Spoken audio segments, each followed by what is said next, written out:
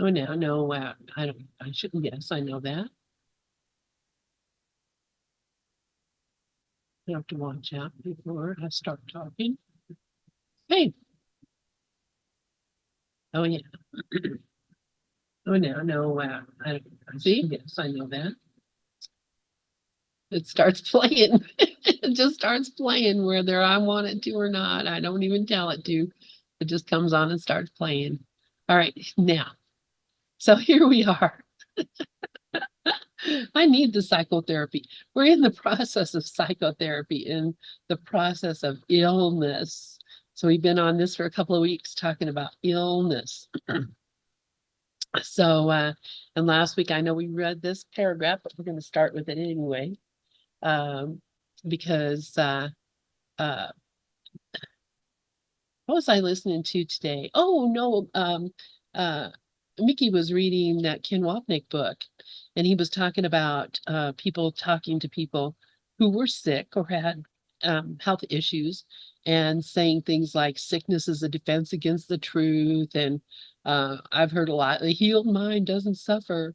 And all the things that we use to attack each other with when we think we're so smart. Thinking we're so smart. And so, a Course of Miracles student could have cancer, and another Course of Miracles student is going to come to him and say, it's a mental illness. It's it's your own fault. When in reality, that's not how Jesus is not talking about the body in any way at all when he talks about sickness. Now, that's my opinion. Other people may have a different opinion about that. But from my opinion, he's not talking about the body at all. That's true. And sickness is the ego. So Yeah. It's it's a belief in separation. right. That's all it is. It's not you don't have to feel guilty because the body of any part of the body. This is the thing. We use the body to as a bludgeon to beat ourselves up for not being good enough or spiritual enough or whatever. And the reality of it is, um, it's not the body at all. So who would like to read paragraph 8? I can read it. Great. Okay. Yep. Okay. Sickness is insanity because all sickness is mental illness. And in it, there are no degrees. One of the illusions by which sickness is perceived as real is the belief that illness varies in intensity, that the degree of threat differs according to the form it takes.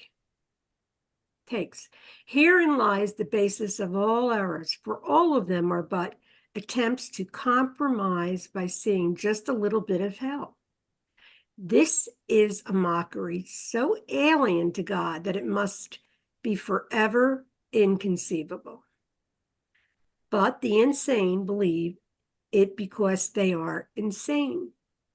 What I get from this is that the arrogance of the ego is to think that we could usurp God, that we could actually create a world.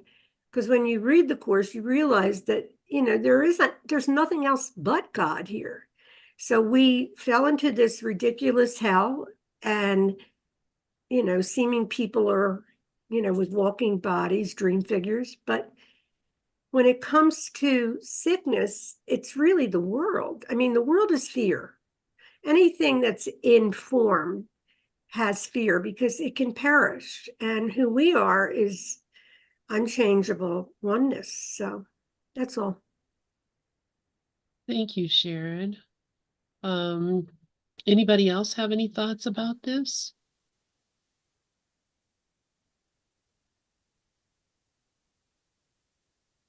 I mean, you're right. It's all a mistaken identity. And this is how much of the Course does Jesus tell us? It's a case of mistaken identity. You are, say to yourself, I am as God created me. I am, I am God's son. Because the thing that we are forgetting is who we really are. So, uh,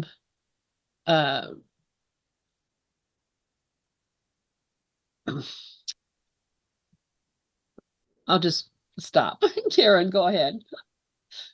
I had a lot of things I was going to say, but I'd rather hear Karen. Oh, I'd rather hear you, Lynn. Finish.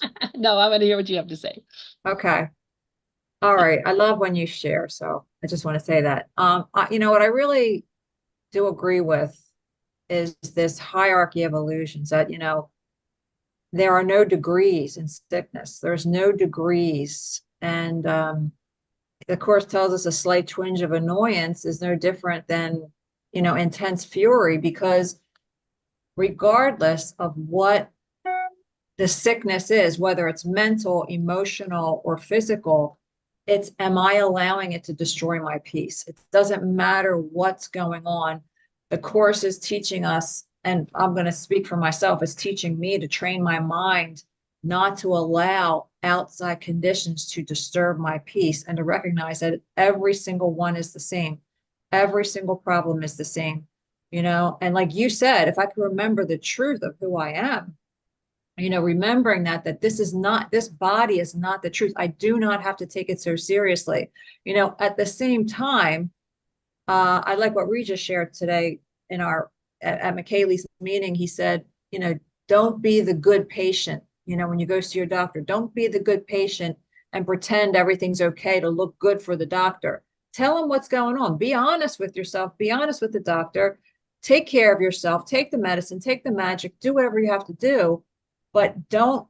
For me, it's like not letting it destroy me, destroy my peace, and to know that this is a process. This going through major surgery, as Rico knows, is a process. Going through sometimes, I know there's no hierarchy, but there's the hierarchy for me is the upset. There's no hierarchy. I don't have to get upset over no matter what it is. So it's just trusting that it's all perfect, and the process is perfect too. Thanks. Thank you, Karen. Yeah, go ahead, Dove. McKaylee also has her hand up. Oh. Go ahead, Mickey. Okay. I agree with Karen. It's, you need to remain at peace, that no matter what you're going through. And also, Dove had said in an earlier class that you're the dreamer of the dream. So that's a really nice way for myself. It helps me to look at it. And I know before I had heard in one of Ken's classes, Jeffrey Seibert had said that, like, okay, so Ken got cancer, and I guess that bothered some students. And, we don't know the bigger picture. He's the dreamer of the dream there, that he dreamt that he got the cancer. But we also are the dreamer of the dream, that we're dreaming that we were going to Course in Miracles class, and, he's the teacher, and that we dreamt that our teacher got cancer. So it's kind of everybody's, it's a classroom, and to remain at peace. And, there's lessons there to bring you more to that awareness. If you're becoming more peaceful, then you're usually right on. So thanks. Absolutely. Yes. And that's it. It's just, it's saying Ken got cancer is just the same as saying, I stubbed my toe in reality. So, that we think that one thing is more than another, but a healed mind doesn't notice any of it. And this is what, we come to understand. Dove, and then Rafi, and then Regis. Go ahead, Dove. I only did this to say thank you to Karen. That's all. Oh, okay. Oh, okay. I thought you wanted to say something. All right, then Rafi, go ahead. Yeah, for some reason, the feeling of pride and arrogance came up, and I almost put my hand down, and then I let it go and got real again. But if I'm in my body, or my body is still walking around in this dream, or it's not. Am I? Yeah, I am. Uh, it really, because the body is just a projected thought image from the mind. And since we're not our minds, whether I'm sitting here on this couch and dreaming that I'm awake on this Course in Miracles room, or I died, or my body died 12 years ago, am I still? Am I? I am. And I had to put that into perspective right away. Um, if no matter what else is going on, am I? I am. And it doesn't, whatever else is going on in the dream has nothing to do with I am, because the dream is there as a lesson for us, and it's not real, and it's not there at the same time. Like Leslie Levinson used to say, it's perfect, it just isn't real. And Robert Adams says it's, false imagination. But regardless of what you call it, am I? I am. Thank you, Rafi. Yeah, yeah, yeah. And it's so interesting. Uh how persistent it is, this idea of the body, this idea of ourselves. Regis, please go ahead. All right. Is my background noise too much? I got a little noise going on in the background. I hear nothing. Oh, great. Okay. So I did want to also speak to the first line: sickness is insanity because all sickness is mental illness, and in it there are no degrees. And what I wanted to say about that is that the insanity that the Course in Miracles is talking about, and I'm probably in most cases, and I would almost say all cases, is not an insanity that we can, with our conscious mind, recognize. If I'm in a body, I'm insane. I mean, if you're in a body, that's the level of insanity. So when you talk about Ken Wapnick having cancer, or me having cancer, or Karen having back issues or whatever, it's not an insanity that you can see or understand with the conscious mind. That's we do the workbook for students. Do we do it to get results in the body world, in this physical world, and all of its going ons? No. That's why in the workbook for students, it don't care that you even believe the lessons. It just cares that you do the lessons. Why?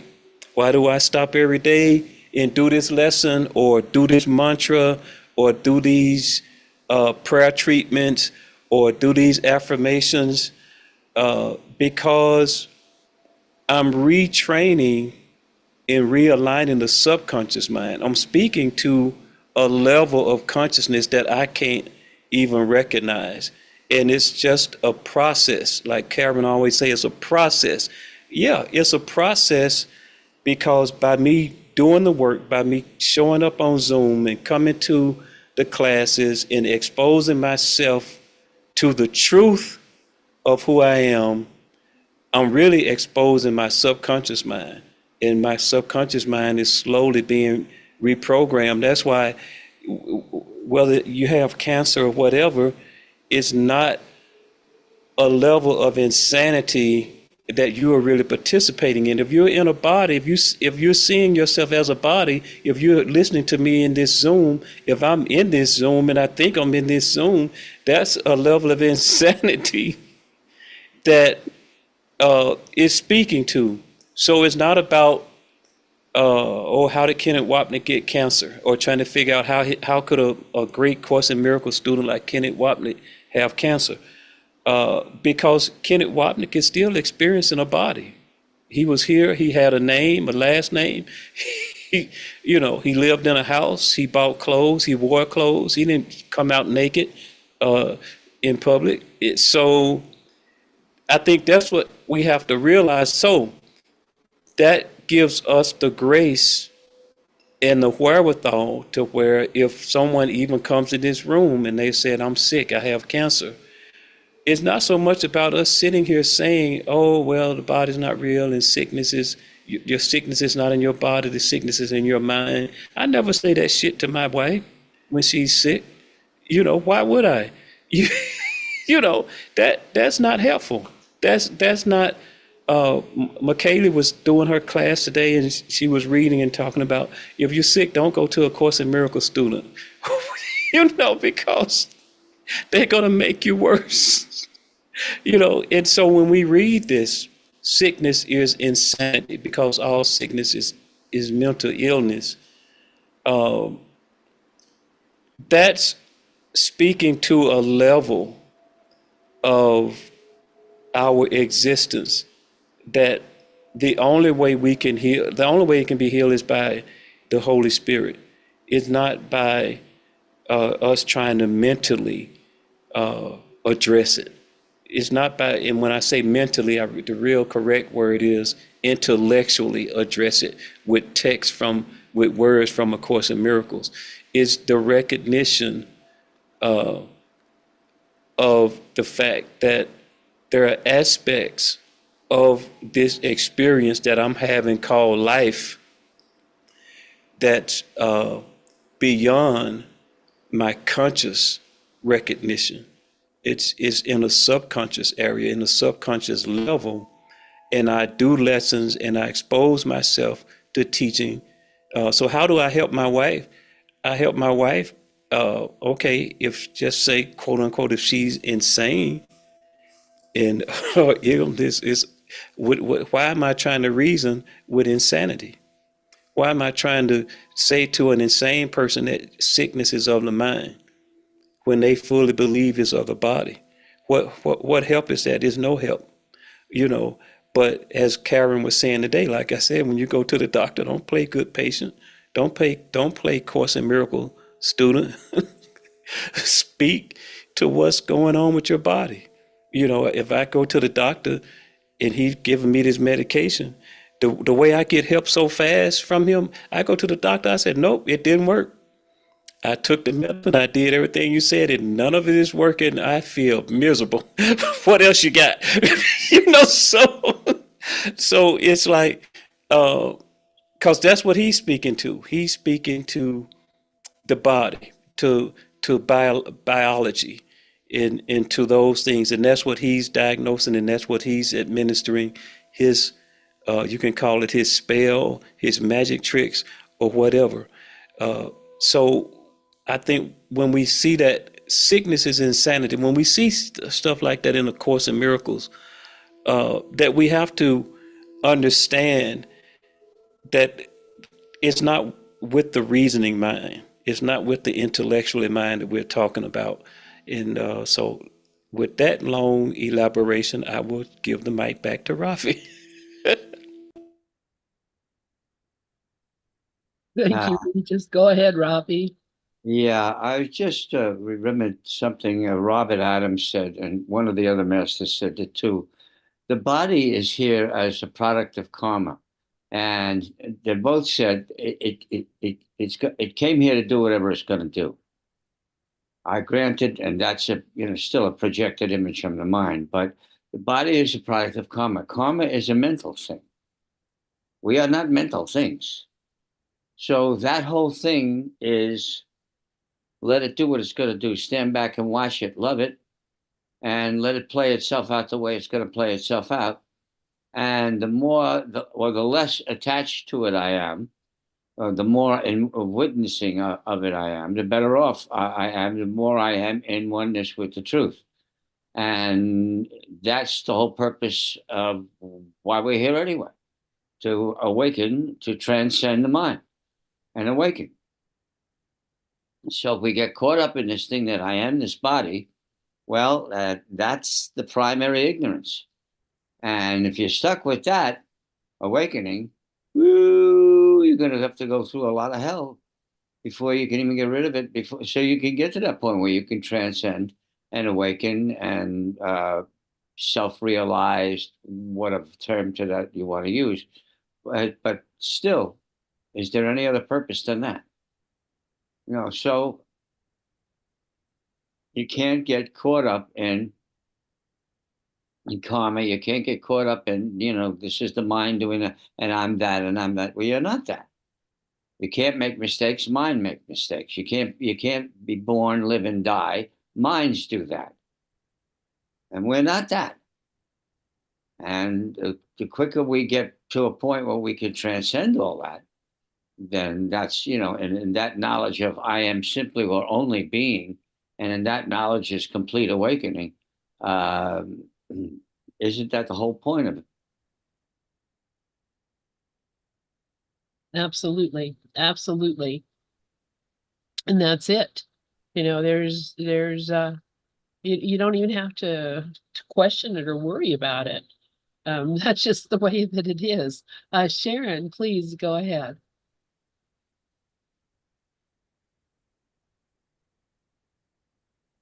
You must be muted.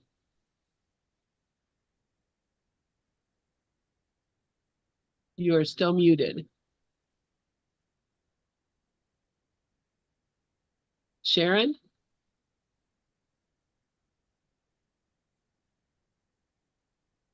Well, maybe we lost. No, we must have Sharon. Sharon, can you hear me?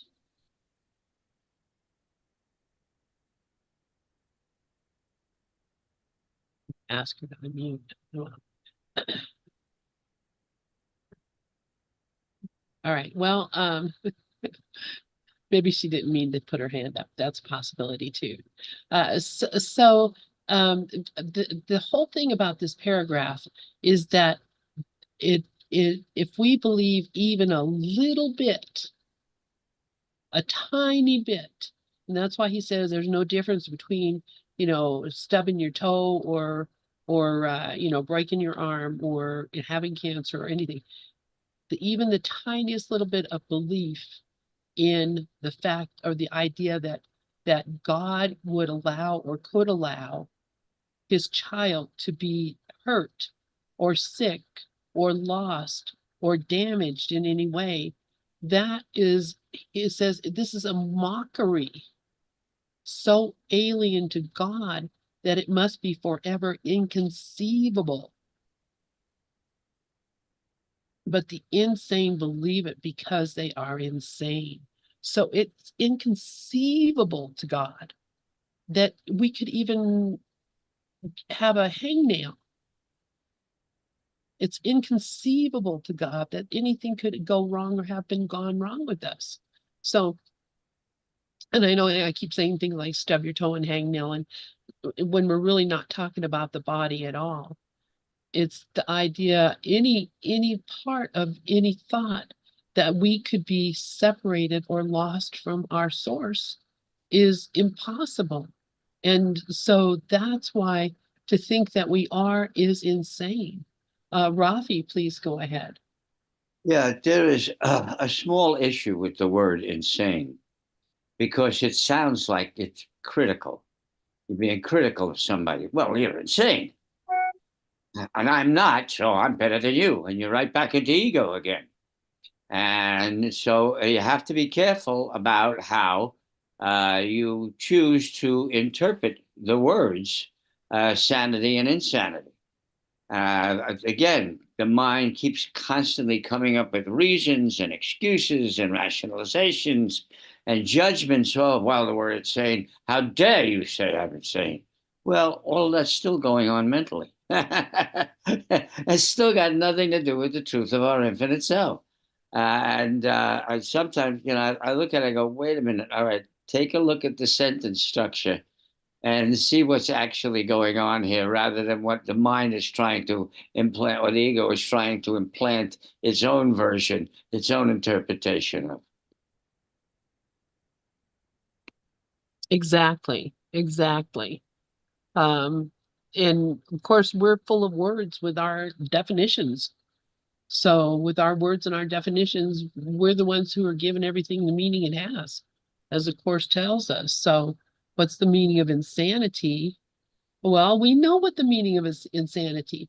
Insanity, I think, is what Einstein told us. It's doing the same thing over and over and expecting to get a different result. And that is the definition of this dream. We're doing the same thing over and over and over and over and expecting that at some point, something different is going to happen than has been happening every lifetime, every generation. Regis, please go ahead. Yes. And so one way of looking at this idea of, as you say, God can't even conceive of any of this. If the Course in Miracles is definitely a teaching that's bringing a lot of correction to the Bible as we knew it or have known it. So you think most people who have studied the Bible or even other religions, there is some portion of that teaching that we know in our intellect, but we don't really think about what we're thinking about. And that is the concept, even from the Bible, it says, I knew you before you were in your mother's womb. So there is some understanding that we have that we did exist before this body experience. We don't think about it probably enough. We don't think about it daily. We don't think about it hour by hour, minute by minute. But if we step back, I know God. Yeah, God knew me before I was in my mother's womb. Okay, then if He knew you before you were in your mother's womb, what existence was that? And what existence is this? So now I'm in this existence I call a body, I call life. What is that but insanity? The whole premise is insane. The whole premise is mental illness, that I believe this is the sum total of who I am. Any moment, any second, any hour of the day, that I believe this is the sum total of who I am, that's when I start to suffer. Whether that's something attacking my finances, if it can be attacking my car. Oh, my car broke down. It's the end of me. It's the most horrible. I'm having a horrible time right now. My car broke down on the middle of the interstate. This is the worst it could ever be. This is hysterical. It doesn't even have to be physical sickness. But in any moment of the day that I am experiencing that, I'm absent of the awareness of God. When the awareness of God is absent from me, this is when I'm suffering. This is when I'm insane. This is when, I'm believing a lie. I'm believing the unbelievable. And so when we really think about, okay, well, what insanity is this? God knew me before I was in my mother's womb. I existed before I came out of the birth canal. And so there is a place that I have forgotten. There is a home, and that's where we all trying to return home. There is a place in an existence that I can't truly remember. So, I'm back in the Wizard of Oz, clicking my heels. There's no place like home. There's no place like home. And all of this that I'm follow the yellow brick road. And all of this that's on this yellow brick road that I call life, that I'm experiencing, all the things that frighten me, all the things that sickness is fear, the cowardly lion, the Tin Man, the crows, the attack of the crows, the seizes, it's just all on this yellow brick road, trying to wake up, trying to get back home. And I think that's when we look at it from that perspective of any level of that perspective, there is another level of compassion. I feel compassion in my heart as I say this out loud for everyone and anyone, that I thought was being a little crazy, a little stupid, a little unreasonable. It just brings it all in perspective when I look at it from this perspective. Thanks. Thank you, Regis. Yeah, that's lovely. And that just is, such a peaceful way of operating that is really helping in the world. It's really helpful to help people be calm. And I was thinking earlier when we were talking, when Rafi was talking about the body and how Jesus says to us that not one instant does the body actually exist, which means that we're inventing our body every instant. Every instant, the mind is inventing the body, and the body itself is just here for the instant. Which also means that uh, a healed mind, um, what kind of a body would a healed mind uh, invent? Probably the same body that we have, with all of its uh, fictions, because these are the lessons that we're here to learn. And if we learn the lessons, Jesus tells us, once you hit that point where there's no more to learn here, you won't be here any longer. You won't last long. You won't be here long. You'll be and why is that? Because there's no point in being here anymore. We think that our existence, the relationships that we have, we mourn. We think, oh, if I'm no longer here, what about this relationship that I have? What is my husband going to think? What is my wife going to think? What are my children? What are they going to go through? Well, if I have never been here and am not really here at all, and the only thing that's here that appears to be here is this fictional person in this fictional life, um, I don't have to be here. That personal fiction, that personal life are completely unrelated to what I am. And that's not a bad thing. It's not a sad thing. It's not something, I'm going to lose anything, because everything I have, I already have. So, the what I have with the children, with the family, is the love. And that's the only thing that is actually real of any of it. So if all the unreal part of it fell away, would it break my heart? If all the unreal parts of the world fell away, would it break your heart? If all the sickness, all the death, all the loss and fear, if all that just went away all of a sudden and no longer existed, would you be devastated? No, because then the children that you cried about would be perfectly happy because no harm ever came. The body that you worried about, uh, it would be fine because nothing ever happened. The only thing that's real about any of it is the reality of that God made, the love that we are. So, losing all the crap is, I mean, it's, you're covered in cement, and breaking through from that and having just the freedom of no more suffering of any kind uh, is a great thing. But the ego says, oh no, you need the suffering. You need to remember the broken heart. You need to remember the victimization. You need to remember these things because that's what makes you real. It's not what makes you real. What makes you real is the reality of what you are, and all that other stuff is junk that I don't want. I don't want it.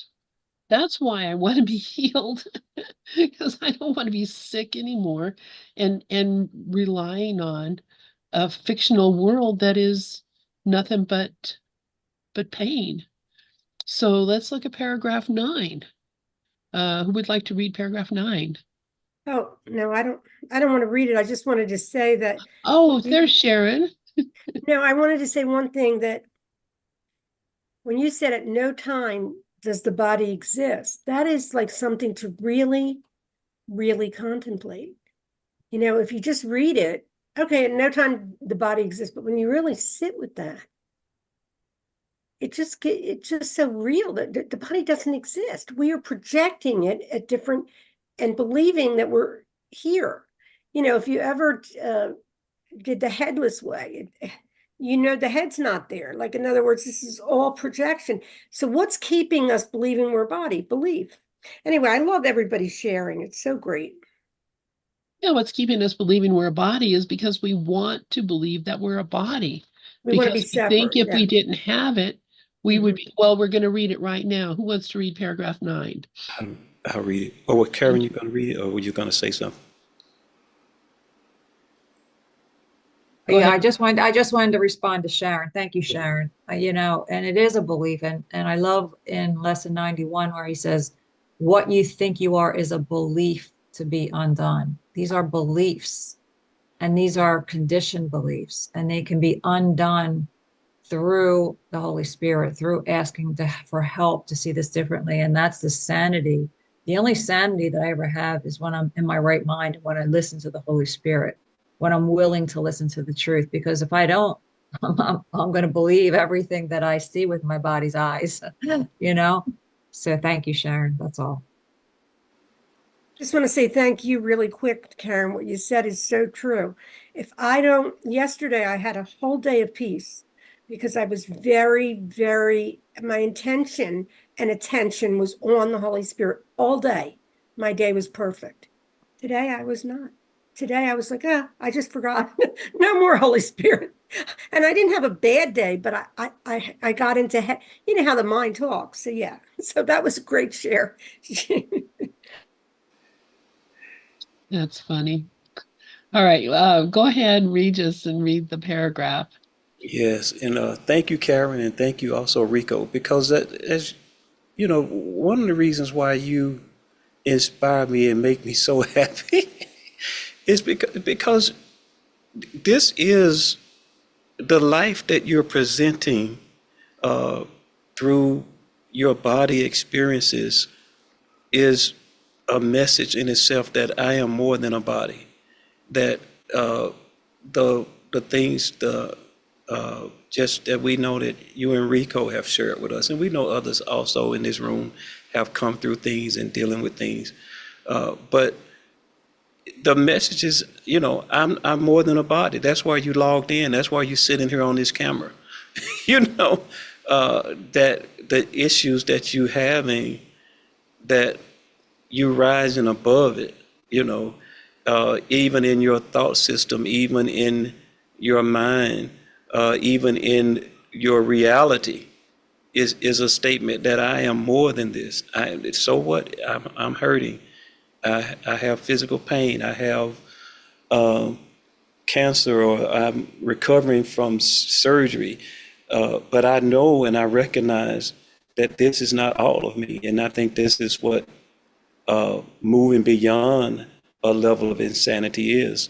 As I read paragraph 9, a madman will defend his own illusion because in them he sees his own salvation. Thus, he will attack the one who tries to save him from them, believing that he is attacking him. The curious, let me make this a little bigger. Oh, maybe I should just put on my glasses. Where are they? Oh, there they are. All right, sorry about that, folks and YouTubers. Thus, he will attack the one who tries to save him from them, believing that he is attacking him. This curious circle of attack defense is one of the most difficult problems with which the psychotherapist must deal. In fact, this is the central task, the core of psychotherapy. The therapist is seen as one who is attacking the patient's most cherished possession, his picture of himself. And since his picture has become the patient's security as he perceives it, the therapist cannot be seen as a real source of danger to be attacked and even killed. And I think that is just a beautiful paragraph. One thing I'm reminded of before I give it over to Lynn or anyone else is I was talked to my niece last week. It was an extremely long phone conversation. In fact, Tracy said, "You never talk on the phone that long to anybody." But I just let her go. Just a lot she wanted to say and say it to me. But just a simple phrase that I recall saying to her, and I realized how powerful it was. And all I said was, "Don't sell yourself short." Now, that's not anything from A Course in Miracles, but the psychotherapist cannot be seen as one who is a threat. And that's a difficult line to walk, a difficult place to walk as a psychotherapist. And I said that a few weeks ago, and I'm like, we all play the role of psychotherapists with family members and friends or whoever. When they call us and they lean into us for help or for support. And just a simple thing, not to try to unravel her world, but just a simple reminder that, don't sell yourself short, and, all things are possible. You don't have to, the limitation that you're speaking of, and the limitations and the problems and the situations that you're speaking to, just don't sell yourself short. All things are possible. And I think sometimes it's just a simple nod, rather than trying to rip the Band-Aid off the wound. We have to have that wisdom and that compassion and that insight to meet people where they are, not where we are, but where they are. And that's when we can truly be helpful as a healer. Thanks. Thank you, thank you, thank you, Regis. And Karen has her hand up. Please go ahead, Karen. Thank you, Regis. I agree. And thank you for sharing that, because that's exactly what she needed to hear. She needed that confidence. She probably needed that confidence, don't sell yourself short, because it's so easy to sell yourself short. It's so easy to not have the confidence, to feel that maybe you're not worthy or whatever. And just by hearing those words from you and you letting her talk and spending that time with her, that's everything. That could be everything to her. That could mean more to her than you even know. So, I mean, that's what it's about. It's about meeting people where they're at. It's about listening. It's about compassion, being kind, like McKaylee was reading today, just being kind. But I like this paragraph. Can I read it again, Lynn? Absolutely. In fact, I've read it 3 times while we've been talking. So yeah, please go ahead. A madman will defend his own illusions because in them he sees his own salvation. Thus he will attack the one who tries to save him from them, believing that he is attacking him. This curious circle of attack defense is one of the most difficult problems with which the psychotherapist must deal. In fact, this is his central task, the core of psychotherapy. The therapist is seen as one who is attacking the patient's most cherished possession, the picture of himself. And since this picture has become the patient's security as he perceives it, the therapist cannot but be seen as a real source of danger to be attacked and even killed. So this reminds me a little bit of that, where he talks about, would I rather be right or happy? Would I rather be right or happy? And the ego would like to keep I would like to keep my identity as Karen, my story. I'm happy with that. I like my interpretation. Don't mess with my interpretation. Don't tell me what I should think. Don't try to change my mind, you know? And the therapist is going to try to change my mind because my mind is sick. And I don't want to change my mind. I want to believe in the illusion, you know, and that's a sick mind. That's a madman to defend my own illusion because I want to stay in that whatever it is. I mean, you know, so I think it's letting go of the idea of my story. Who would I be without my story? Is very, very important. When I shared this story before, but when I was in rehab, I blamed everything on my daughter's father. It was all his fault, everything, all of it. I didn't take responsibility for everything. I was 23 years old. And the therapist sat there and listened to me. And then very quietly, when I was done, she looked at me and she said, what part do you play in this? You know, and I couldn't see a part. I honestly could not see a part because I was too busy blaming him and telling my story that I believed was real. And the therapist was trying to show me my insanity and show me that this is not the truth. You have the answers within you. Look at your part in this. And that was the beginning of looking within. So it takes that. It takes the therapist who's going to really show you your shit, you know, really. I mean, to really look and I think it's beautiful. Thank you.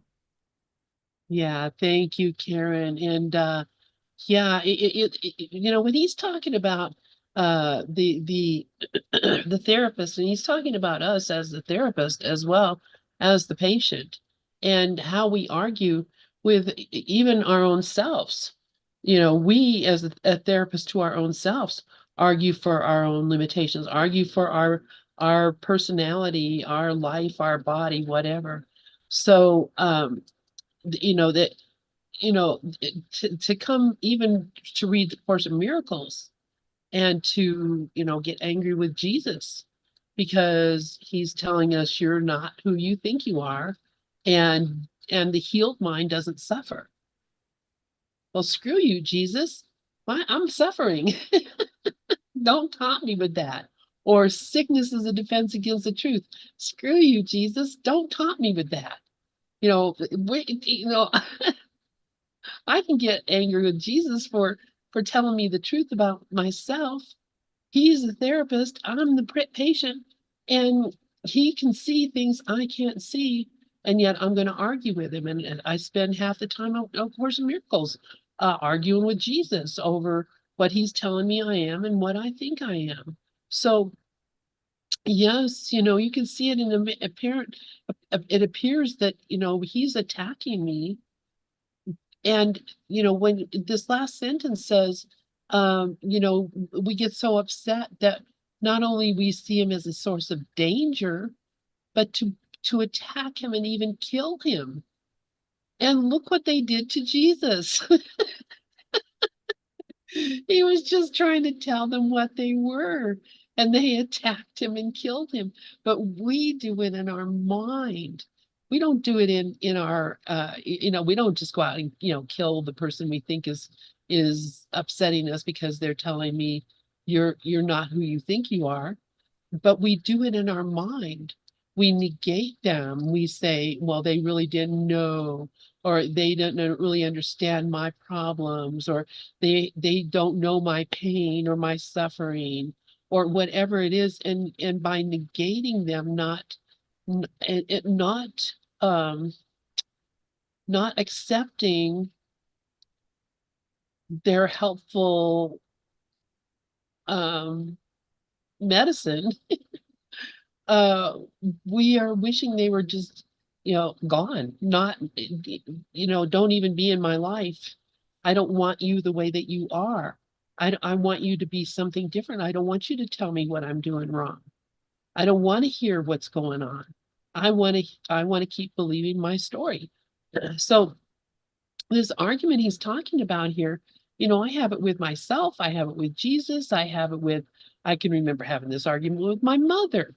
I can remember having this argument with, people that I loved, always, them trying to tell me what I am and me telling them, you don't know. or it's not none of your business, or, don't talk to me about this or whatever. And, he's pointing this out to us because we do it. And so, I think it's important for me to look at how am I doing it and where am I doing it?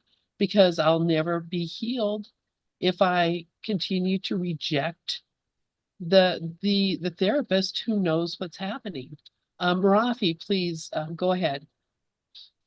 This paragraph is perfect because it just brought up so many things, and a lot of them have already been addressed by people who are sharing, and I'm very grateful for all of that. But one of the things that it brought up for me was in the Sedona method, or the release technique, there are 9 questions that we can ask each other, ask ourselves all day long. And one of those questions, I think it's number 4 or 5, is what's the worst thing that could happen to me? Well, invariably, it'll come up as something that is a threat to our individual or our individuality, which of course is an illusion to begin with. But once you get a hold of that fear and relegate it to wanting approval, wanting control, or wanting to be safe, and bring it up and letting it go and letting it go and letting it go, amazing what happens. Because then you get real clarity about what are we talking about? There is no separate individual. There is no individuality. That's the cause of all of the suffering in the first place. And then trying to defend that singularity, or trying to defend that personality or that individual is, you want a cause of all your problems and all your sufferings, and what's keeping you locked up and keeping us from the freedom that we genuinely are. Woo! It's right there. And so I'm very grateful for all of that, and all the sharing just led me right to that one thing. And I thought, I do that 3, 4 times a day. Oh, well, good. Then again, clear out the mind, clear out the mind, clear out the mind, getting it quieter and quieter and quieter. So we can again, I can again realize the truth that I'm not this singular thing, that I'm not this individual, that I'm not separate from anything. And that's all I really wanted to share. Thank you, thank you, thank you for that, Rafi. And yes, yes, yes, and yes, that's exactly how we do. And let's see what Elizabeth has written here. Realizing the presence of the Holy Spirit in our right mind is the ultimate therapist within. Seek within, turn to the Holy Spirit, the reminder to me. This comes from more often as I recognize this in some way gratefully. Trust, surrender, quiet, calm, be still, notice, invite, invite, invite, invite. And that's really it. We just need to stop arguing with Jesus or the Holy Spirit or God. Just stop arguing with them and be willing to be changed. Don't be afraid. Anybody else have anything that they'd like to share about this? Yeah, just forgive. Exactly. Is that Miss Cher? Just forgive. I love it. So let's see paragraph 10 then. Who would like to read paragraph 10?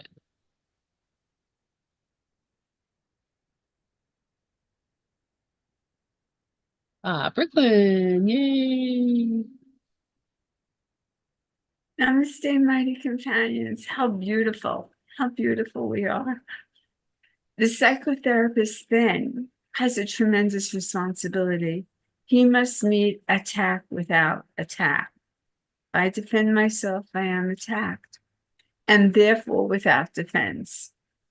It's his task to demonstrate that defenses are not necessary, and that defenselessness is strength. This must be his teaching, if his lesson is to be that sanity is safe. We get so used to being in comfortable insanity. It cannot be too strongly emphasized that the insane believe that sanity is a threat. This is a corollary of the original sin. the belief that guilt is real and fully justified. It is therefore the psychotherapist's function to teach that guilt, being unreal, cannot be justified, but neither is it safe, and thus it must remain unwanted as well as unreal. Reminds me of a friend I have. I was talking with her yesterday. I've known her for so many years, since I was 15. And she said to me, she does, like, she doesn't know how to talk to me anymore. And so I'm just sending her texts now of beautiful things, because that's the best way I can love her right now. And it's yeah, it's not form, it's content. Yeah, I think I caught myself being defensive also. And to defend oneself, we are attacked. So yeah. And yeah, I definitely want sanity. I definitely want sanity. And that's why, vigilance for God in His kingdom. And not to beat myself up when I flood that, and just to see it as a lesson.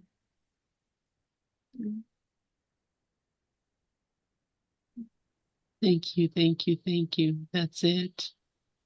That is it. And just thinking insanity, and he mentions original sin, the belief that guilt is real and fully justified. And it just that insanity is to even imagine that you know we could have corrupted something that God made perfect, to saying that somehow or the other we have the power to undo something that God made or turn it into something that it's not. Uh, that is total insanity. So the teacher has to teach that defenses are not necessary and defenselessness is strength. And it just reminded me of a crazy story I heard today, or I read today. Okay, I don't know how many of us here are have been Catholic. If you have been a Catholic, you will get what I'm talking about, or what the import of this thing, if you believe in the doctrine of the church. But apparently, this woman came into the church and approached the priest earlier and said, "What do I have to do?" Because there was a wedding or something. What do I have to do to be able to take communion? And the priest told her, "Well, you have to go to confession." Which, if you're a Catholic, you know that. But if you're not a Catholic, you don't know what that is at all or anything about it. But apparently, this woman asked him, and then during the Mass, she came up to get communion, and the priest was like, "I know you didn't go to confession, so I'm not going to give you communion." And the lady got upset, and she grabbed the grabbed the host, and or he tried to jam it in her mouth. She argued with him. He tried to jam it in her mouth, and she tried to grab another one, almost knocked the tray over. Just crazy stuff. He grabbed her hand and he bit her. And and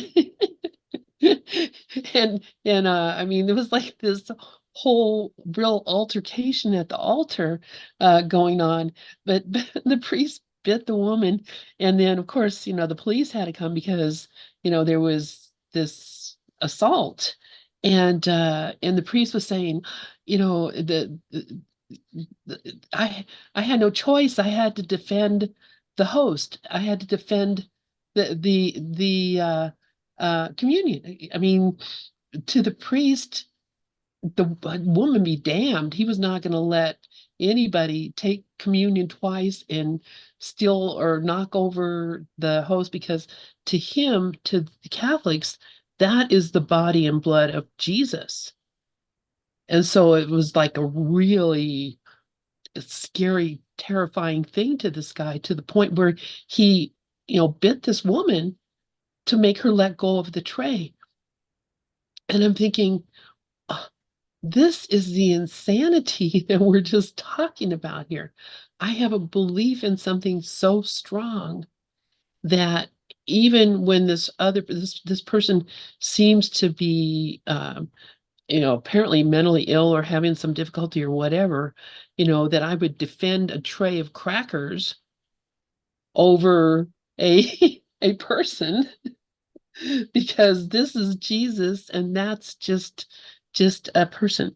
It just amazes me. But then I also see that this is an altercation at the altar, this world in a nutshell. Exactly, exactly. So yeah, but that's, this is this belief that we have of what we think is sacred or important or real or true, that we're ready to, fight and attack, to defend, when in reality, it's a story. It's just a made up story that has no real meaning at all.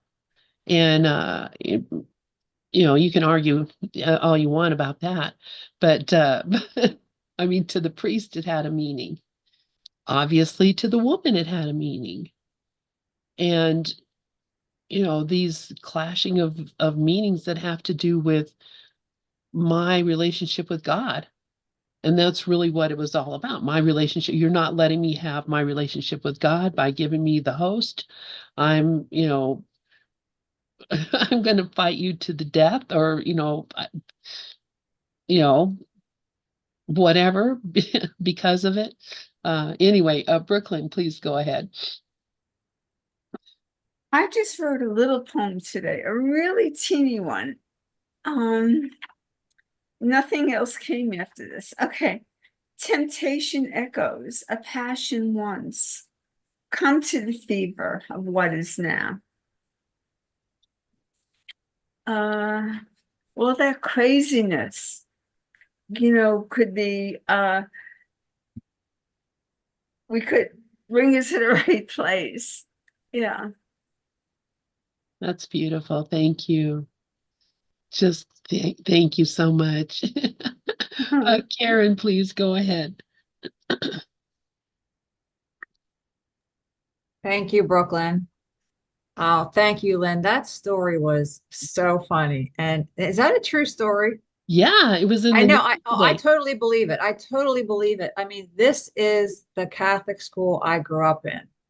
This is that is exactly how the nuns and priests treated us. And there was no real compassion. It was all discipline, and it was abusive, very, very abusive.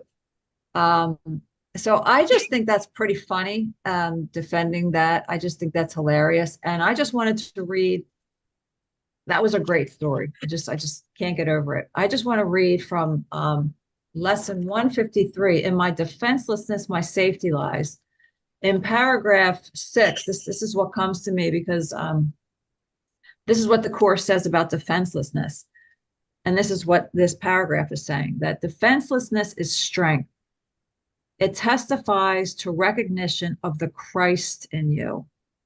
Perhaps you will recall the text maintains that choice is always made between Christ's strength and your own weakness, seen apart from him, capital H. Defenselessness can never be attacked because it recognizes strength so great, attack is folly, or a silly game a tired child might play when he becomes too sleepy to remember what he wants. So that's when I think of defenselessness, I do think of Jesus. I really do. That is the characteristic mostly, besides gentle and kind, well, kind's not in there, but gentleness.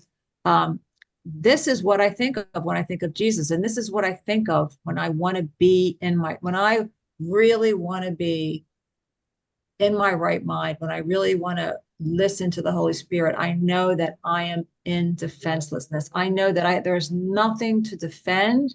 There's nothing to attack. You know, if I'm taking it seriously, I'm going to defend and I'm going to attack. There's nothing here that I need to defend or attack. I used to be that way. And today on the way to the hospital, it was funny. My uncle was asking me a lot of questions about the course. And I used to get a little defensive with him because he would always argue with me. I didn't get defensive. It was beautiful. We had a beautiful conversation. And I just listened to every question that he had. And I gave him the answers to the best of my ability. And he kept questioning it. I love his questions because he had a hard time understanding it. He was like a child. And it was just so beautiful. And I just kept answering his questions with love. And every time he would give me an example of how he felt, I would say, that's exactly it. You're exactly right. I would make him right because he was right, because it's all the same. It's all the same. You know, we have the same interests here. We use different words, we use different language, but it's all the same. Thank you. Thank you, thank you, thank you. Oh, that's beautiful. I love to hear that about your uncle, because it's your gentleness and how you're going through these things that I'm sure is giving him an idea that this might be something worth exploring. So and it seems like he seems like such a sweet person that I think it's a perfect match. I love it. Rafi, please go ahead. Yeah, getting back to the Catholic Church, I too was raised that way. And yes, there was a great deal of physical abuse at the hands of the nuns and all of that. But I look double all the way back to the original sin thing. Sin, the first definition of sin is that you missed the mark. But to the Catholic Church, it's something that you did terribly wrong, and it's condemnable, and you're going to suffer for it. Well, if that's not an ego approach to something, I don't know what is. But it's just a simply thing.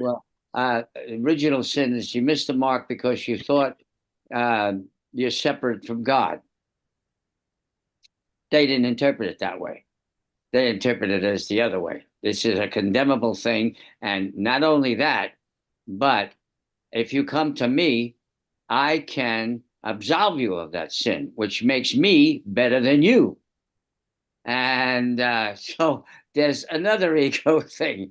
I mean, and it's just one built on top of another, on top of another, on top of another, to get to the point where some nun is beating the crap out of a 6-year-old boy or girl because they talked in class or something. So if you step back and come from the point of view of forgive them, Father, for they know not what they do, and you understand that this whole thing has been a total misinterpretation of what the reality is, because it's an ego interpretation, then you can see all the hypocrisy and the craziness that goes on and being raised a Catholic. There are some friends of mine, and even my brother, who still go to church every week and listen, and I love them and I bless them for it. If that's what you're going to do, go do it. But if you don't see the reality of how ego interpreted the original sin concept, that we are separated from God, there's going to be that degree of suffering is going to stay with you until you take a look at it and finally let it go and step back and come from the point of view of reality of being, as opposed to ego interpretation. Thank you. Yeah, thank you, Rafi. And yeah, I mean, they obviously were doing what they thought they needed to do because, we were hellions, that we were, whatever it was that we were, they did not want us to go to hell, and they thought it was their business to make sure that we didn't. Or maybe they didn't want to go to hell themselves, so they thought they better make sure that they did their job with us, because they'd hate to get to the gates of heaven and have St. Peter say, hey, did you let little Margaret Dimmitt, that was my name back then, Margaret Dimmitt, would you let little Margaret Dimmitt do blah, blah, blah, and them say, oh, sorry, Lord, I did. And then get straight to hell. That's not, they don't want that to happen. So they felt it was very important for them to make sure that we were doing what we were supposed to do. Anyway, Rico has his hand up, and then Mickey. Go ahead, Rico. Good evening, family. Thank you for letting me be here with you. I send you love and light from my heart to yours. And it's really great to be here with you. I just wanted to listen tonight, but you, Lynn Johnson, and Rafi got me fired up with this Catholicism stories. Part of my forgiveness practice when we first started Ho'oponopono was I was about 10 or 11. I was studying to be an altar boy, and I was dyslexic. But at that time, they didn't take tests for dyslexia. So they just thought I was being the class clown. And at that time, the total mass was in Latin. And I couldn't learn Latin fast enough. And these two loving priests thought they would help me learn Latin faster by one holding me and one beating my knuckles with that big ruler until they were black, blue, and bleeding. And I had to use my beautiful forgiveness practice to be able to let that go. Wow. Yep. And they meant well. Just Yeah, of course. the methodology really wasn't, and I walked on the basis of that. All the little boys that were in the class then, they were crying. I was a little arrogant, and I vowed, you will never make me cry. And I would never let them make me cry. And I ran out the church one day and I said, I will never dawn the steps of a church again in life. And I carried that on for 20 years. But it was about, I didn't know about the forgiveness practice. They meant well, they didn't know that they didn't know. Well, yeah. And of course they meant well. I mean, look at the whole Inquisition. They meant well then too. Boy, let's make sure that, we don't want all you Jews to go to hell, so we're going to force you to become Christian, and we don't want all you witches, or they had all kind of ideas. They were trying to save people's souls. That's how crazy the ego is, trying to get into other people's business and tell other people how to be, because of what? Fear of God. They imagined God was going to punish them if they didn't, which is insane. Mickey, please go ahead. Yes, that was beautiful. Thank you for Rico for sharing that on the Ho'oponopono, because that's something that I try to use on almost a daily basis, and I just love it. And I love the lines on the Ho'oponopono.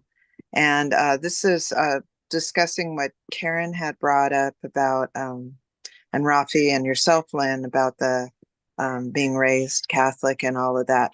I mean, a true saint transcends the religion. And I would have to say, Mother Teresa, who we had a little bit discussed in the class today in Ken's book on kindness, he mentioned her. She adapted to the people in India. She had the Pope said that she could do it, and she got rid of their heavy garments, and it was light cotton that the people that had leprosy made it with the blue trim. And so it was a sari, so that she could identify, it was cool, and she could identify then with the people of India. So it's kind of like, it's that oneness where you don't see yourself separate from that person. It's that love that families have, where they don't see themselves separate from the family member or their child. They see the oneness in that. And so I just really love your discussion tonight about that. And, Mother Teresa used the religion, but she transcended it, because I used to work with them in Tijuana, Mexico. And they taught me that you see Jesus in every person that you're going to serve. That tonight at the homeless place that I was working at, volunteering at, that they taught me you have to see Jesus in each person. And as we would make the beds, we didn't know who was going to sleep there, but we would say a prayer and a blessing for that person. It was really beautiful. And my neighbor across the street is is going to be 97, and she's very old school Catholic, kind of like how Rafi was talking about. And she goes to mass every day, and you can't change her thinking really at 97. So, and I think she's getting a bit of her memory, but I'm just kind to her. Well, she just came out a couple of weeks ago and just said how much she hates the neighbors, and just it was hatred, hatred, hatred. And my ego wanted to say, well, I don't know if you're going to go to heaven with that hatred in your heart like that. You're going to mass every day, but you got to love your neighbor as you love yourself. So I didn't say anything and I just was kind and compassionate. And that's, I just kept quiet. I just asked Jesus and the Holy Spirit for help, and I was told to stay quiet. Yes, know, that's the but- thing to do. Yeah. But anyways, thank you for your sharing. It was really beautiful, and I love it all. And I love the Honopono. It's fabulous. Thank you. Yeah, wow, thank you. And yeah, that's the thing is, and this is where we have what do they call it? Where you believe one thing but you do something else. And so even though whatever it is, she may be saying she hates the neighbors, but in her mind and her heart and her being, she knows that she's supposed to love her neighbors as herself. That's what Jesus said. And if she has that belief, then she's got this conflict going on in her mind already about, being hateful, but knowing that she shouldn't be being hateful. And that's painful. A lot of times people think that, that it doesn't hurt for you to have that conflict in your mind, but it is a painful thing, and it's and so condemning it only makes it worse. So thank you for Mickey for being compassionate, because if you can be compassionate with her, she could eventually see, the what the situation really is and become compassionate with herself. And that's the thing, is that, we need to be teaching compassion uh through our actions, not by, telling people you should be compassionate, but just through our actions, through the way that we operate and deal with people.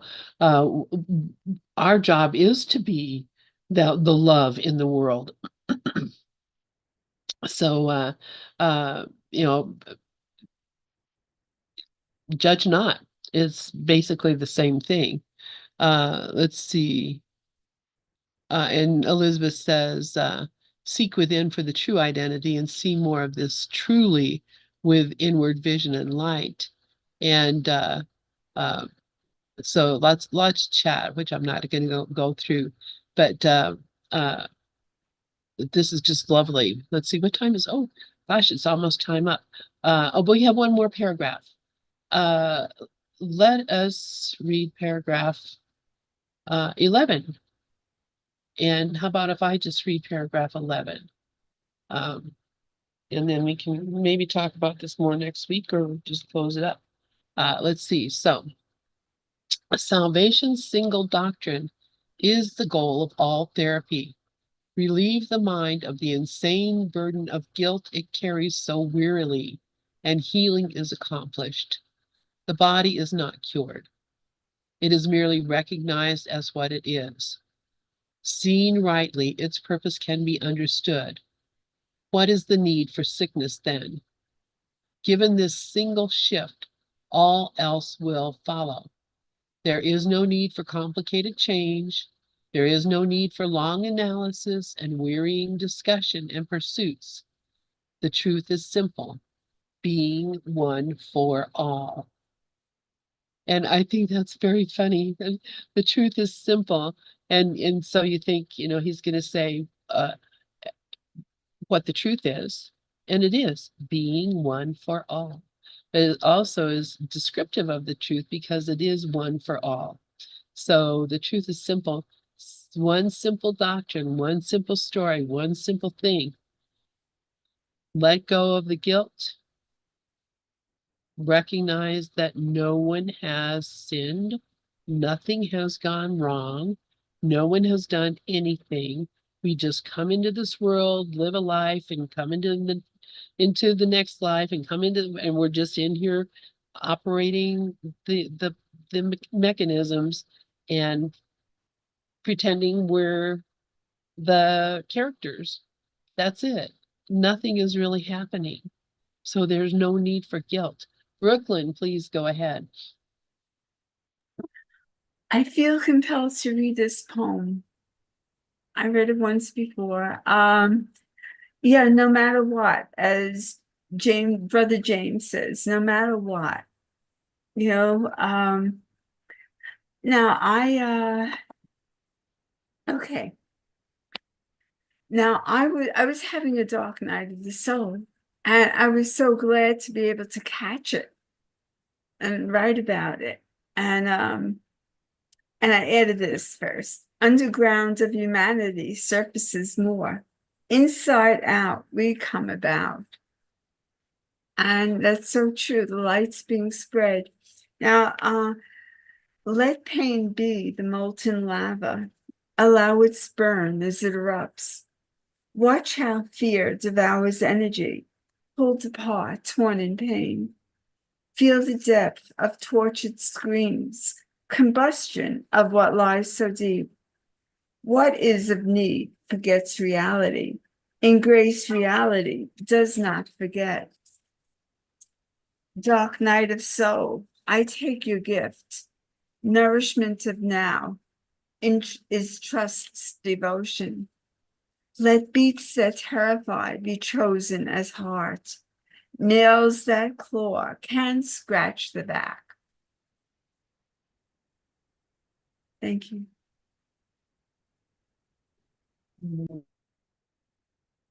Wow, wow.